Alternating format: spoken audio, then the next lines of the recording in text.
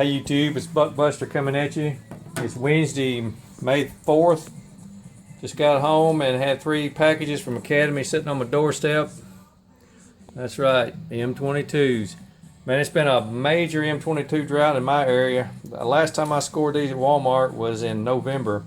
And I only know of one time since then that they come in to my local Walmart.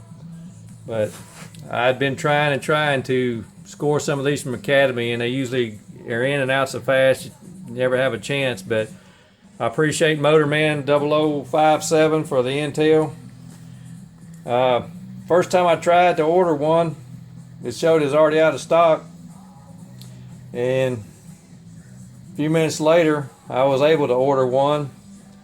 And I went ahead and ordered it, and then I waited a few minutes, and then I placed a colossal order and got 2. So these were ordered on the April 30th, $49.99, which is the cheapest I've ever paid for 1,000 rounds of M22. Here's where I placed 2. But they came from 2 different stores, so it was packaged in separate boxes. Not too bad, 3,000 rounds of M22s. Appreciate you guys watching. Talk at you later.